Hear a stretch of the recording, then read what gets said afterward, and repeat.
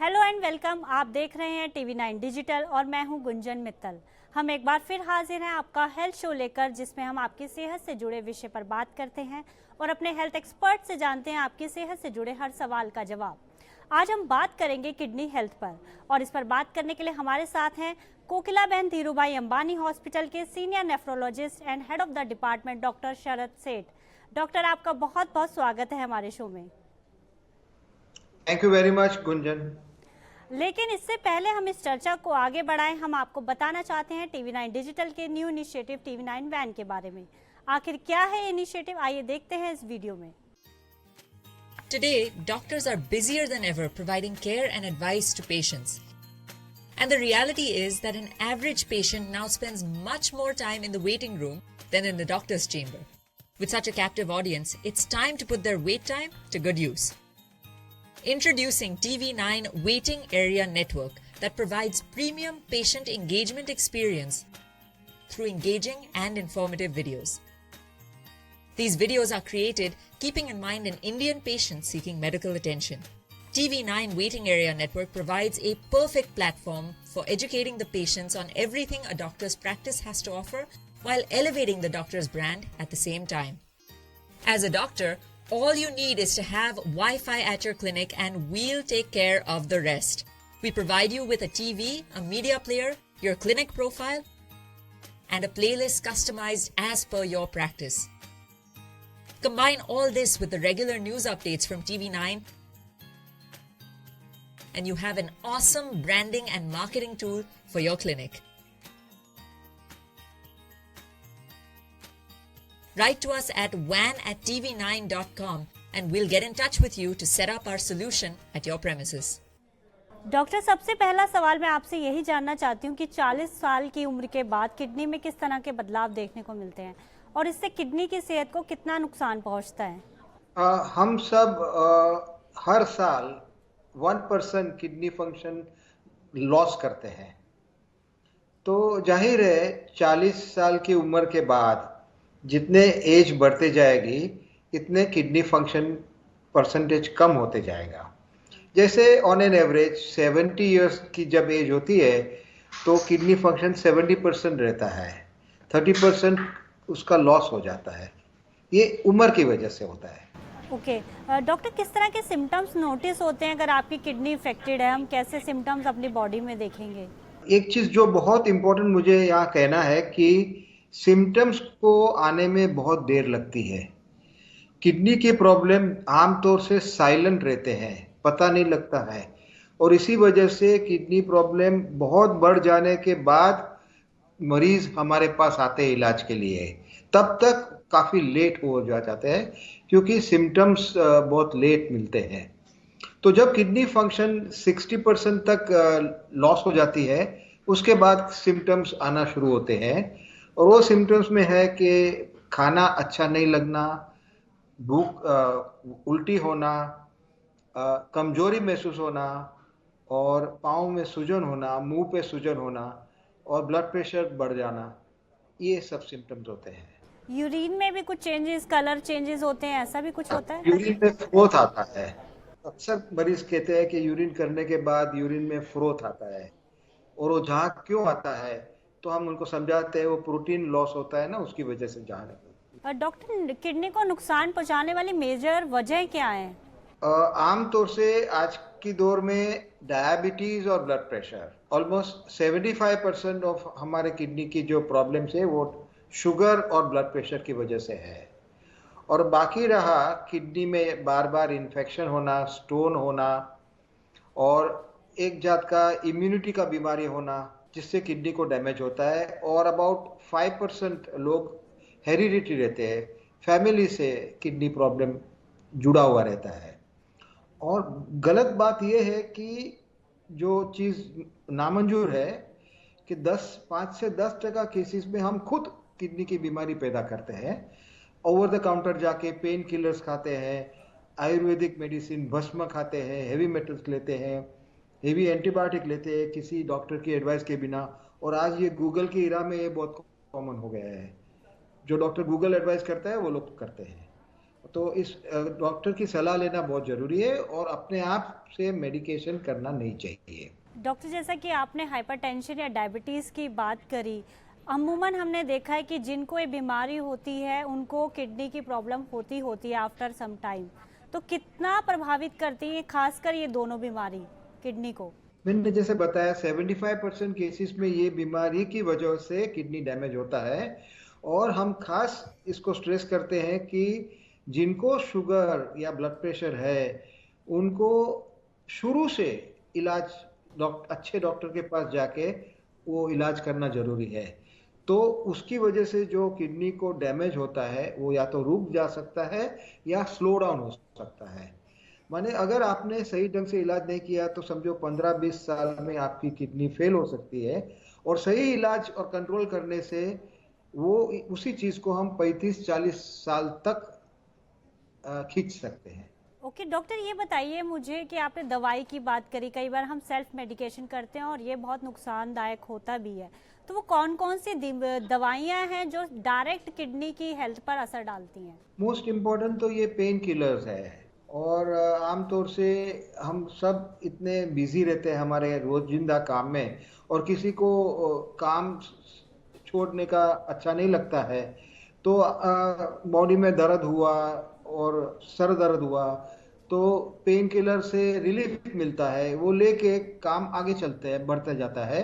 और जब वो रियलाइज करते हैं कि ये काफी लेट हो गया है तब तक ऑलरेडी किडनी को काफी डैमेज हो सकता है। और दूसरा जो है वो कोई लोगों को ऐसी आदत रहती है कि एलोपैथी मेडिकेशन की साइड इफेक्ट बहुत रहती है। जैसे वो कोई भी एलोपैथी मेडिसिन में देखेंगे साइड इफेक्ट तो कुछ ना कुछ तो लिखा हुआ रहता है। तो उनको लगता है कि होम्योपैथी या आयुर्वेदिक ट्रीटमेंट ज़्यादा सेफ है।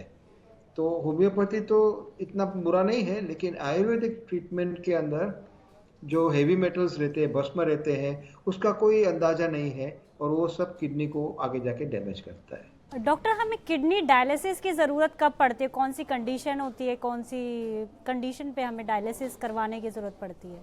ये जो जितने कंडीशंस मैंने बताया है जिसकी वजह से जब किडनी 85% फेल हो जाती है, माने सिर्फ 15% फंक्शन बाकी है, उस टाइम पे उसको डायलिसिस की जरूरत पड़ेगी। क्योंकि ये नॉन रिकवरेबल है, रिवर्सिबल नहीं है। ये जो गया, जो लॉस हो गया वो वापस नहीं आ सकता है। और जब 85% किडनी डैमेज हो जाती है तो किडनी साइज में छोटी हो जाती है और एक दफे छोटी हुई तो वापस बड़ी नहीं होती है। तो 85% जब डैमेज हो जाता है तो हम उसको डायलिसिस के लिए तैयारी शुरू कर देते हैं। और जब 90% किडनी फेल होता है तो फिर उनको डायलिसिस पे जाना पड़ता है। तो डायलिसिस क्या सबको सूट करता है? क्योंकि मैंने काफ़ी केसेस में देखा है कि कई लोग डायलिसिस से काफ़ी लंबा जी जाते हैं और काफ़ी लोग डायलिसिस उनको सूट नहीं कर पाता, ऐसा भी होता है? हाँ, नहीं, सही ढंग से डायलिसिस लेना बहुत जरूरी है। जैसे हम बोलते हैं हफ्ते में 3 बार हीमोडायलिसिस करना चाहिए, हर सेशन 4 घंटे का करना चाहिए। बहुत लोग शॉर्टकट करते हैं, 3 के बदले में 2 बार जाते हैं, कोई लोग 1 बार जाते हैं। और कोई लोगों को एक जात का ये रहता है कि 4 घंटा हम नहीं बर्दाश्त कर सकते, 3 घंटे में बंद कर दो। तो ये सब जो इलाज कॉम्प्रोमाइज करते हैं उसका फिर इफेक्ट उनको भुगतना पड़ता है और वो ज्यादा लंबा नहीं खींचते हैं। लेकिन अगर आप सही ढंग से कुंजन, अगर आप सही ढंग से इलाज करें तो आपने जैसे बताया बहुत काफी सालों तक वो जिंदा रह सकते। डॉक्टर, कौन सी कंडीशन होती है जिसको हम किडनी फेलियर बोलते हैं या उसकी वजह क्या होती है और हमें कब किडनी ट्रांसप्लांट करने की जरूरत पड़ती है? हाँ, जैसे मैंने बताया ये सब वजह है, diabetes, blood pressure, kidney infection, stone है, मेडिकेशन है या फैमिली से जुड़ा हुआ। ये सबसे जब किडनी फंक्शन 85% लॉस हो जाता है तो फिर उसको हम रीनल रिप्लेसमेंट माने कोई सपोर्ट की जरूरत पड़ती है। वो सपोर्ट हम या तो डायलिसिस से देते हैं या ट्रांसप्लांट से करते हैं। और अगर ट्रांसप्लांट की गुंजाइश है तो वो पहला चॉइस है। ट्रांसप्लांट से क्वालिटी और क्वांटिटी लाइफ की बढ़ जाती है, आदमी हेल्दी जिंदा रह सकते हैं, नॉर्मल आदमी के जैसा सब कुछ खा सकता है, पी सकता है। डायलिसिस में सब रिस्ट्रिक्शंस जुड़े हुए रहते हैं और ज़्यादा लंबा नहीं थे क्योंकि हार्ट कमज़ोर होते जाता है। डॉक्टर हमने कोरोना में क्या किडनी फेलियर्स के केसेस देखे, मतलब ये उसको रिलेट कर सकते हैं हम कोरोना से कि कोरोना में भी कोरोना की वजह से किडनी फेलियर के काफी केसेस हुए हैं। वो दो तरीके होते हैं, एक्यूट और क्रॉनिक। एक्यूट माने टेम्पररी और क्रॉनिक माने permanent kidney failure. Almost 1/3 cases acute kidney injury करते हैं और उसको डायलिसिस की सपोर्ट भी लग सकती है, और ये सब क्रिटिकली सीरियस होते हैं और काफी उनको लाइफ को काफी धोखा रहता है। हार्डली 40-50% केसेस उसमें मर सकते हैं, और जो जिंदा रह जाते हैं उनको फिर आगे जाके क्रॉनिक किडनी डिजीज माने परमानेंट किडनी इनसफिशिएंसी या डेफिशिएंसी या फेलियर हो सकता है।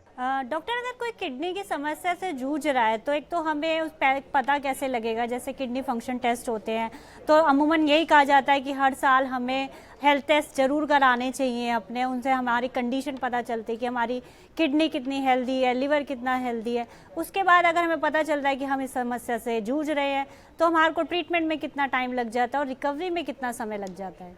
वही मैंने आपको बताया कि ये हेल्थ चेकअप बहुत इंपॉर्टेंट चीज़ है, और खास करके किडनी के बारे में। जब तक हम उसको ब्लड टेस्ट या यूरिन टेस्ट नहीं करते हैं तो किडनी की बीमारी शुरू में पता नहीं चलता है, और आमतौर से लोग बहुत लेट उनको पता चलता है और लेट हो जाते हैं। इसीलिए 40 इयर्स के बाद एवरी ईयर और at least every 2 yearly health checkup करना बहुत जरूरी है, सो दैट किडनी की बीमारी की जल्दी उसकी पकड़ में आवे और उसका इलाज करे तो किडनी का फेलियर रुका सके।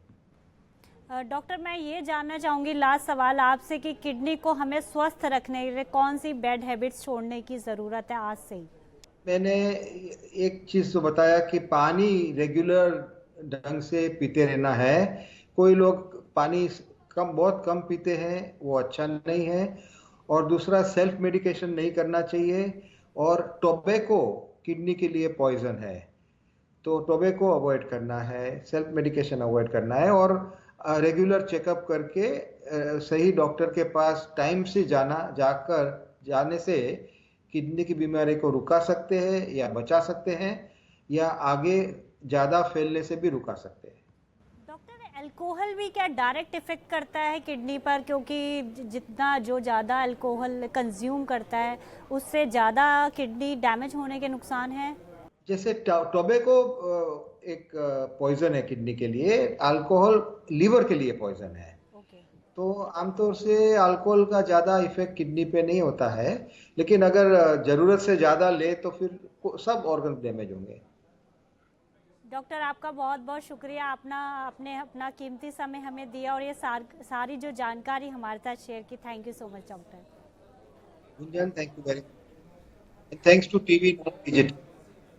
Thank you so much. जैसा कि हम सब जानते हैं कि किडनी हमारी बॉडी का बहुत इम्पॉर्टेंट बॉडी पार्ट है, इसलिए बढ़ती उम्र के साथ इसका ध्यान रखना हमारे लिए बेहद ही ज़रूरी है।